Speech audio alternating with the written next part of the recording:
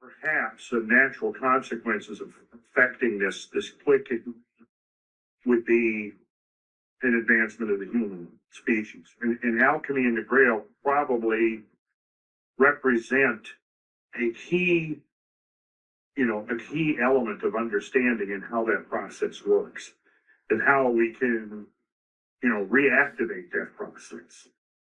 I think that the evidence suggests that there's been a body of initiates that have existed throughout the ages whose primary purpose is to preserve certain kinds of esoteric knowledge that deals directly with the transformation of human beings into something beyond what we are now, or perhaps even a return to something that we once were, that we have degenerated or descended from. And certainly a lot of the traditions, see, and here we get into the notion of the gods. We cannot talk about alchemy in the meaning of the Philosopher's Stone. We cannot talk about the Grail without eventually coming upon and having to reckon up with this whole concept of the gods, whatever that was, that ancient peoples all over the world believed in, including early Christians, including the authors of the Bible, that there was a pantheon of, however you want to describe it, whether it's forces or actually beings or whatever, they all, again, have these same kind of parallels.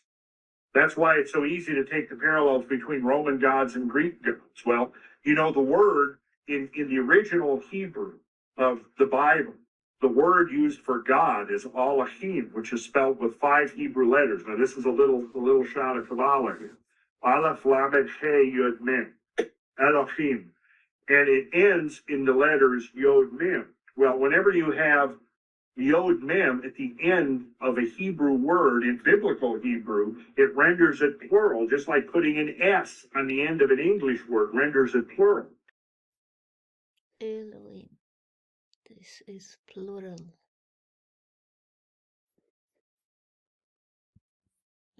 First verse should read more correctly, in the beginning, the gods created the heaven and the earth, rather than God with the connotation of singular. The connotation of God as a singular doesn't even come until the 3rd chapter with the introduction of Jehovah or Yahweh. Prior to that, you have every reference to God being Elohim, which is this plural word, over and over again, plural, using this plural term for God, which is more correctly, because it ends in Yod Mem, it should be rendered into English with an S at the end to make it a plural. And then you have the appearance of Yahweh, who in the English Bible, whenever you read the word Lord, that's Yahweh. Whenever you read the word God, that's Elohim or Elohim. So this idea of plurality of gods is actually there in the Bible as well. And then, of course, when you begin reading the verses, and you take that into account, when it says, let us go down and there confound their tongue, let us go down. There are frequently, now man has become as one of us. So lest he reach out his hand and eat of the tree of life and live forever, let us go down and bar the gates to the guard so that he can't return. Because in the story, man was beguiled by the serpent, ate of the fruit of tree of knowledge. His eyes were opened, as the serpent proclaimed would happen. And then, upon seeing that, the Elohim, or the gods, say, and it comes through into King James English, let us go down. Let us. And they use the plural. Who's talking to whom there? See, there's another layer to this whole thing that's being completely missed here. Well, and there's also, when you read, take the stories and take the broad part and the Lord part, you can read them separately. It sounds like they're talking about 2 different kind of people. Yes. What Paul just said is also critical, is it almost seems like there's 2 different accounts that have been interwoven.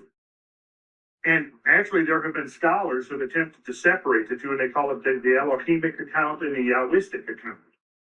And that's probably true. Yeah, in fact, there's actually 2 separate, very distinct accounts of the creation of man. The creation of man in the image of the God is Elohimic. The creation of man from clay or the dust of the ground is Yahwistic.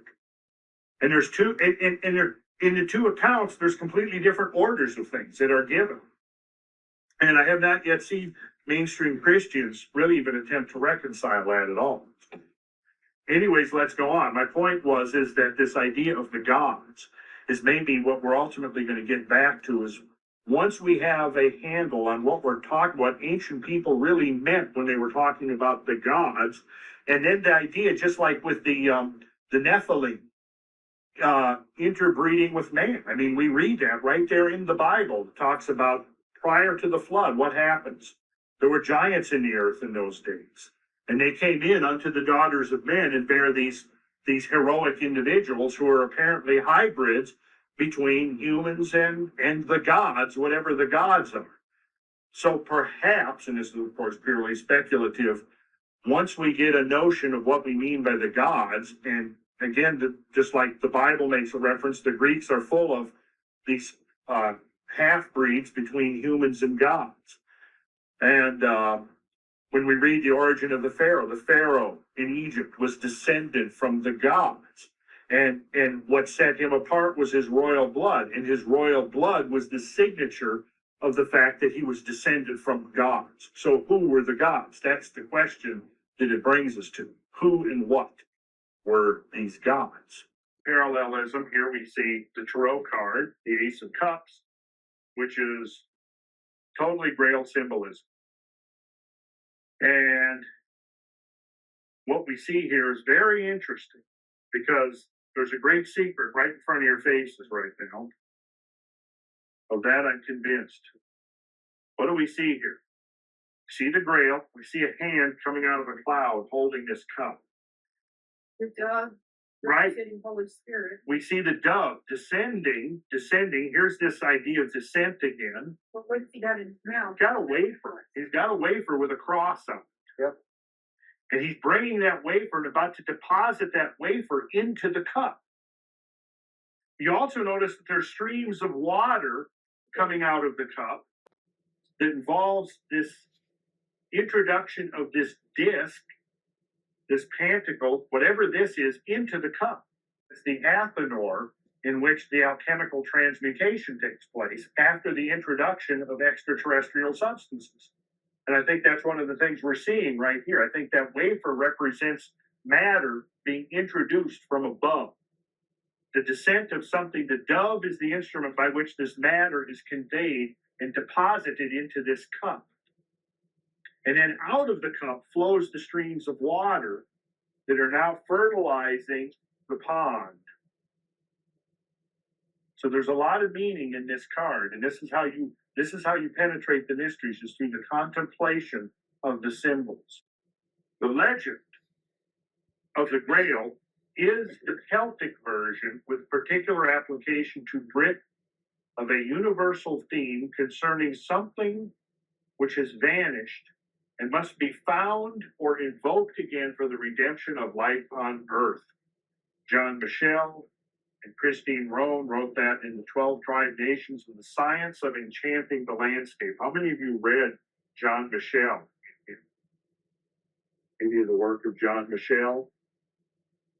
Really one of the true modern visionaries. Of erudition, that the object itself was derived from the cauldron of the Irish god Dagda, from the eye of the Egyptian god Thoth, from a symbol of the female organ of generation, from a pearl of the Zoroastrian cult named Gohar, from a talisman of the heretical Albigensians, who were the Cathars, once adored in a cavern of the Pyrenees, or from a great sapphire formerly preserved in the sacristy of Glastonbury Abbey. On the other hand, there are those scholars who are content to believe that the Grail was ab origine, conceived as a peculiarly holy Eucharistic vessel, meaning ab origine, meaning original. Now, pause for a minute and let's look at some of those meanings that scholars who have delved into the Grail literature have pulled out of there. And when you take the standpoint of conventional scholarship, and you see that all of these scholars looking into it are seeing different things, Well, then you assume, well, then obviously the whole notion of this Holy Grail is too convoluted to ever possibly make rational sense of. On the other hand, most of these interpretations are probably valid. There is a connection between the Grail and the Eye of Thoth. There is a connection between the Grail and the cauldron of the Irish god Dogdom. There is a connection between the Grail and the heretical talisman of the Albigensians. There is a connection between the Grail and the idea of a great sapphire. Recall the Hindu story about the five blind men? How did it go again?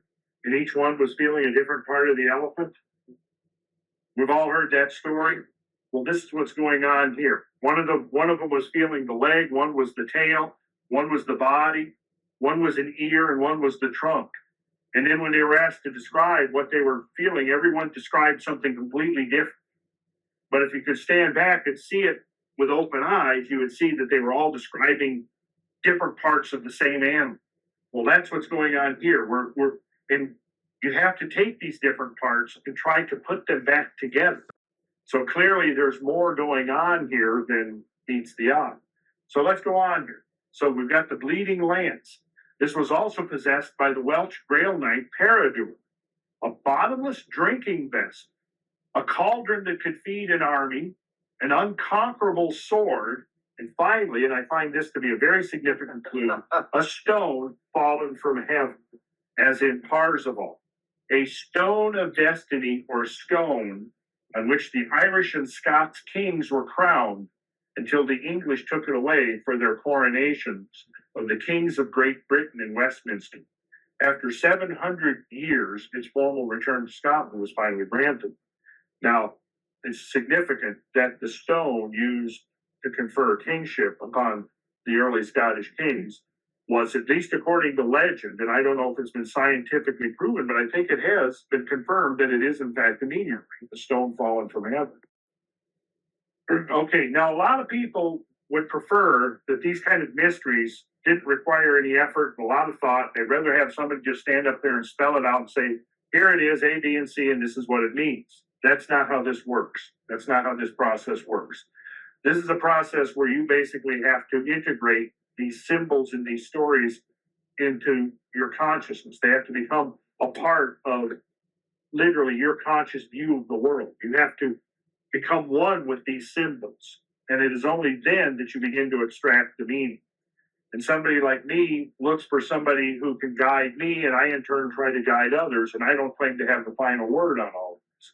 What I do claim to have done, though, is made several of the preliminary connections without which further progress is going to be impossible.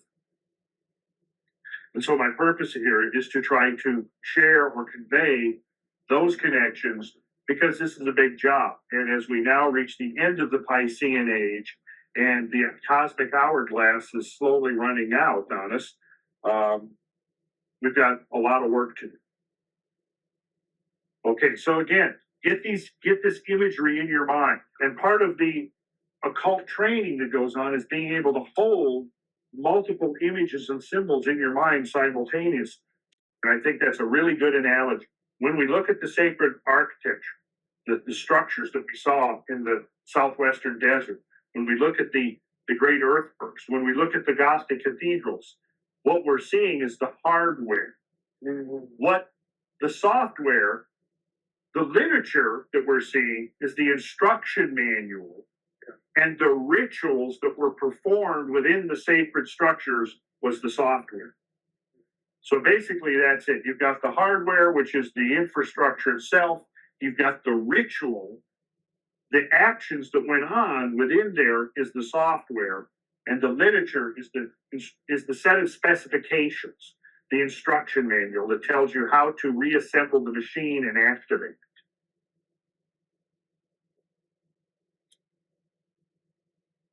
And above the firmament that was over their heads was the likeness of a throne, as the appearance of a sapphire stone. We found that a sapphire stone is one of the designations of the Grail, a green sapphire stone. Now let's read some extracts from the actual Grail literature itself. Here's Wolfram von Eschenbach's, which I think is my favorite. It is well known to me that many brave knights dwell with the Grail at Mont Sauvage. Always when they ride out, as they often do, it is to seek adventure. They do so for their sins, these Templars, whether their reward be by defeat or victory. A valiant host lives there, and I will tell you how they are sustained. They live from a stone of the purest essence. It is called Lapis exilis. By the power of this stone, the phoenix is burned to ashes, but from the ashes she is reborn. Thus does the phoenix molt and change her plumage, which afterwards is as bright and shining and as lovely as before. This stone confers such powers on mortal men so that their flesh and bones are made young again. The stone is called the Grail, and it is unknown save to those who are singled out by name to join the company of the Mont Sauvage. The stone confers such powers on mortal men so that their flesh and bones are made young again. That's exactly how the philosopher's stone in alchemy is described. Lapis exilis. Lapis exilis. Now that's a very interesting term. And the authors of Holy Blood, Holy Grail have examined the origin of that term and several of its parallel meanings. And here's what they say about it. According to Wolfram, then, the Grail is a stone of some kind. But such a definition of the Grail is far more provocative than satisfying. Scholars have suggested a number of interpretations of the phrase lapis exilis, all of which is established alchemical short for resurrection or rebirth, and also in medieval iconography is an emblem of the dying and resurrected Jesus. Now, this is loaded. I mean, this is loaded with stuff. I mean, the term used by Wolfram to describe the Grail literally is telling us what it is: a stone fallen from heaven. The original meaning of the word connects the most predominant earthly or terrestrial consequence of this stone falling from heaven, the Grail, the geomorphic cup that forms when the stone falls from heaven and interacts with the earth. Also, we see the term lapis elixir used by the alchemist to describe the philosopher's stone, the very thing which has the power, the universal medicine, the thing which can transform the human organism. Don. Good, that's what we want. Okay. Are you familiar with the blue pearl? Of the Hopis? No, the yogic tradition. In yoga, you get really deep into this stuff. And I did one of their courses at the City Yoga. And you go so far inward, you come to the center of your being, and you will see the blue pearl. And when I saw it, now the blue pearl, you know, the old sign, that little wiggle comes off, it's a little dot, that's the blue pearl. The dot. The dot is, and it's in a cup. It's in a chalice. When I saw it, I was in the blackest of black. It told me that it would be so black that I'd never seen this black before. And it was black. I got through the black, and I saw these pair of hands come out like this. And I saw this blue up. And when I approached it, in this black and black, I saw those hands and this blue thing, or this pearl come up. I was in the presence of total love and compassion and cleansed. It was totally overpowering. It just consumed. I was in the presence of God. And I saw that blue pearl, and that was the essence of what we were trying to do. But there may be some connection there. Got your blue stone, your blue pearl, and it's the center of your being, and it's God. Yeah, and Jesus makes reference to the pearl of great price, this extremely valuable pearl. Makes several references to that in the New Testament literature. I think you're right. I absolutely think you're right. See, this what you were doing was practicing an internal technology that led you to that experience, right? Could you describe it as that, the whole process? Oh, yeah. Yes. Well, They took me through the different astral bodies. mhm. And the last one, before you got to the blue, was the blackest of black. And see, in alchemy, they describe that there's a sequence of colors that the alchemist goes through. Right. And at the end of the process is the blackest of the black. Oh my goodness. Yes, right. It's right there in alchemy. And I can. What does blue pearl mean? The blue pearl, also known as Nila Bindu, is a tiny point in the crown chakra that is the seat of consciousness, or the higher soul. Located within the pineal gland, it is also known as the mental jewel. In yoga, the blue pearl can be activated through meditation and poses that target the crown chakra. By meditating on the blue pearl, the individual experiences their own true nature. Yogapedia explains blue pearl. Siddha Yoga Guru Swami Muktananda referred to the blue pearl as the light that illuminates the mind, that illuminates everything. It has also been described as containing the entire universe and divinity with the individual. Through meditation, some have experienced visions of the blue pearl outside of their bodies, while others have seen the light with their eyes closed. These visions are believed to be a glimpse into the innermost self. The pineal gland has also been called the eye of intuition, and it is the doorway through which the individual enters the astral and psychic dimension of consciousness. Perhaps the most common name for this chakra is the third eye, and the mystical traditions of every age and culture make abundant references to it.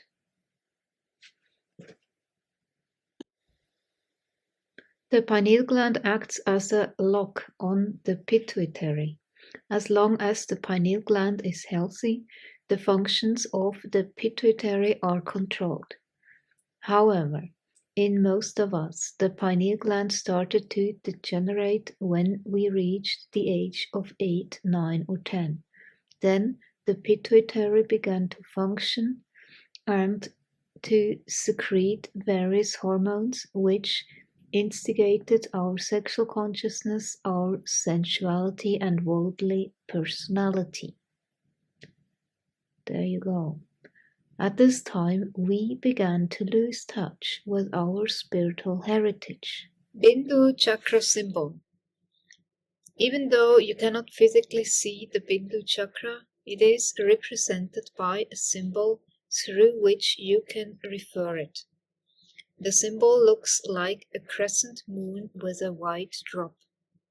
It is said that the white drop indicates the origin of Amrita, which means nectar, that has the power to nourish the mind and the body, preventing ill health and promoting longevity. The crescent moon symbol is the reason this chakra is also called the moon chakra. It has to do with the brightness that shines from the chakra when it is activated. Yogis say that this brightness can be compared with the light emanating from the moon. In the Bhagavad Gita, which is the most famous sacred Hindu text, Lord Krishna compares himself to the moon that nourishes all life forms through its light. This is why nourishment and life force are considered to be key aspects of the Bindu chakra. As you already know by now, the Bindu chakra is the source of Amrita, or nectar. This nectar, although continually released by the chakra, gets burned out once it seeps into the solar plexus chakra. Solar plexus chakra, governed by the sun, negates the energy coming down from the moon chakra. Consequently, the Amrita is destroyed before you can feel its benefits. That means you need to learn how to activate the Bindu chakra. Bindu is a point at the back of the head where Brahmins grow the tuft of hair. The Bindu chakra bestows physical and mental health, vitality, and youthfulness, as it produces the nectar of immortality, Amrit. The eighth chakra, the Bindu chakra, is the doorway between the immortal soul and earth-bound personality, often referred to as the soul chakra. It is the seat of divine love, spiritual compassion, and spiritual selflessness. It is the most mysterious and remarkable energy center in the human body.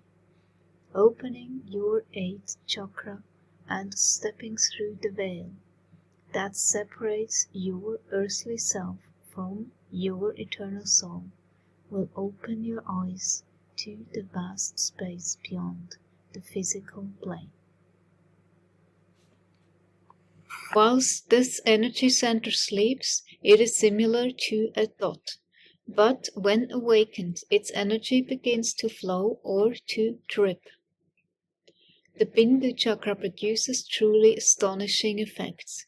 It is a health center that brings about improved physical, psychic, and spiritual health, and is therefore a valuable aid on our spiritual journey.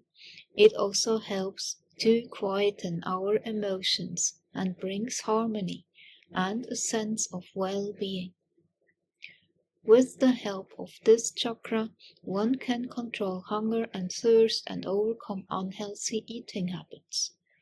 Concentration on the Bindu chakra can also be beneficial for depression, nervousness, feelings of anxiety, and an oppressive feeling within the heart. A slight pressure with the fingernail on the side of the Bindu chakra gives rise to a spontaneous feeling of happiness that spreads to the heart. But the most outstanding effect of the Bindu chakra is the production of Amrita, the nectar of immortality.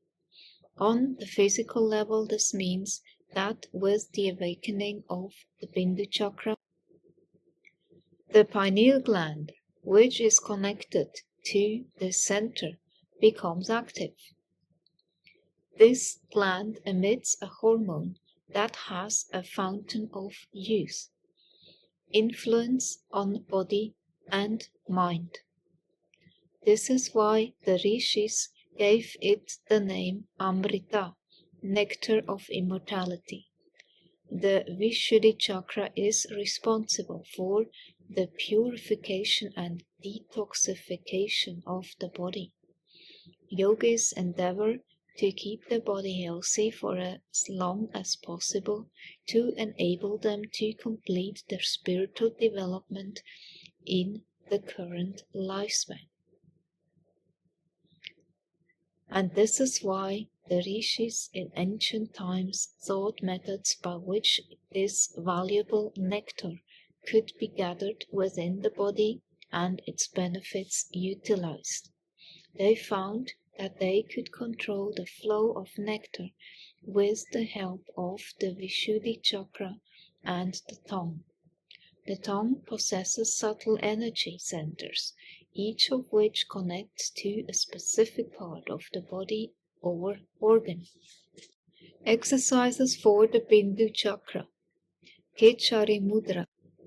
The tongue is rolled back as far as possible until the tip of the tongue reaches deeply into the pharyngeal cavity. Then the nectar that drips down from the Bindu chakra can be caught. Unfolding phenomena. Under certain circumstances, artificial or natural, the astral body can separate from the physical body by taking with it all the other coverings and even its own spirit.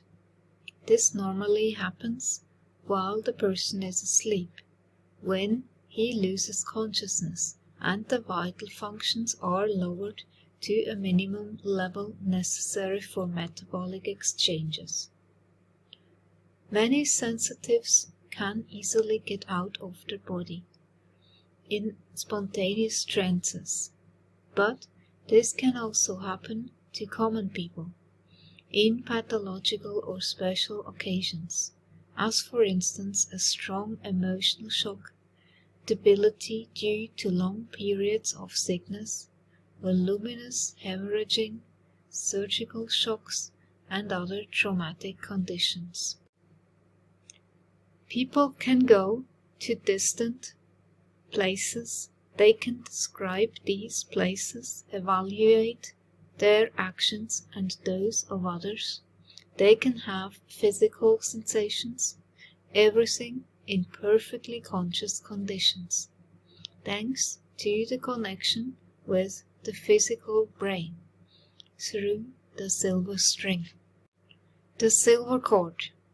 The spirit remains attached to the body, independently of its distance from the body, by means of the silver string.